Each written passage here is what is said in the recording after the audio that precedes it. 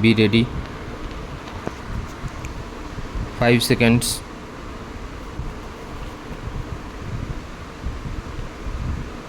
Start. As President of India and in my capacity as a public man, I have taken part in many public functions, addressed innumerable gatherings, and inaugurated many a memorial.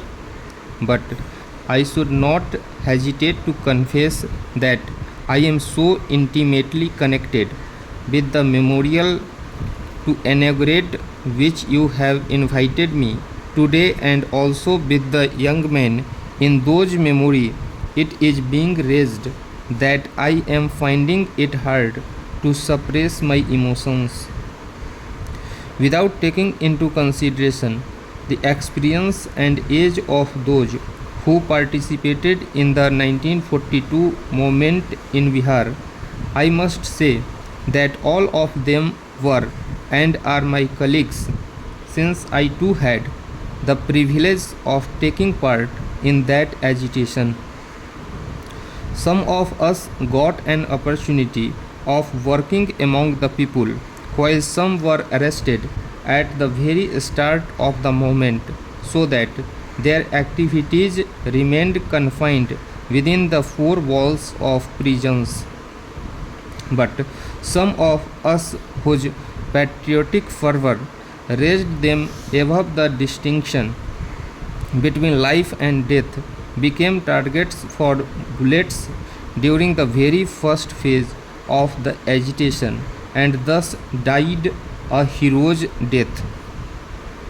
You will agree with me that these persons must be assigned for foremost place among those who have made sacrifices for the cause of the country.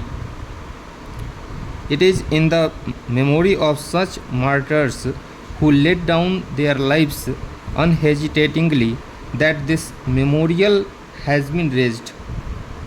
Today, when we are luckily independent, and the object for which those young men made the supreme sacrifice has been achieved, it is our duty to keep the memory of those martyrs fresh in our minds and pay homage to them.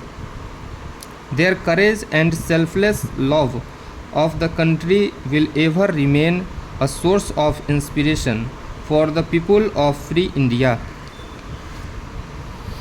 I still remember how the rejection by the British of the Indian leaders' demand had sent a wave of indignation throughout the country. Mahatma Gandhi and other nationalist leaders knew about the popular feeling in the country.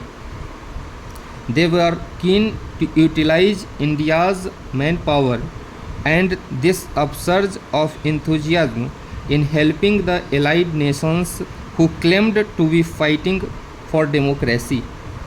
It was possible only if India were declared a free country, or at least her right to freedom accepted in principle. Unfortunately, the government of the United Kingdom failed to rise to the occasion. The British authority decided to suppress by force the Indian people. When I review the history of the last 50 years, I feel proud of the part that Bihar has played in the country's struggle for freedom. This feeling of pride is not based merely on the fact that I too happened to belong to this state.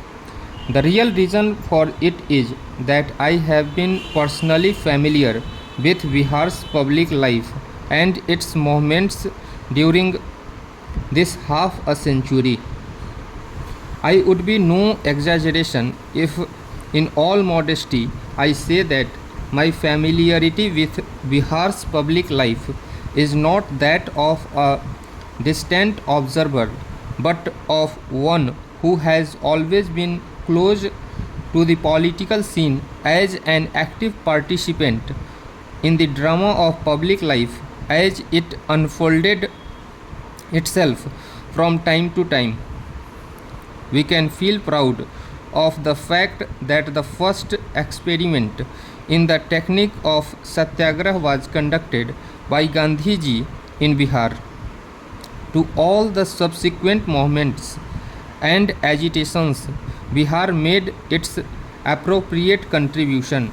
But there was one movement with which Bihar completely identified itself, and that was the campaign of August 1942. As far as I know, and my information in this regard is fairly adequate, in our whole history of the freedom struggle, it would be difficult to find a parallel to the sacrifices made and hardships suffered by the people of Bihar during the 1942 movement.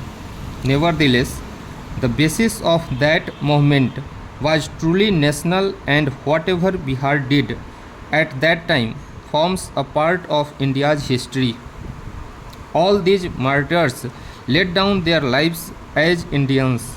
Therefore, I feel that all that happened in Bihar during those months is a matter of pride, not only for this state but for the whole country.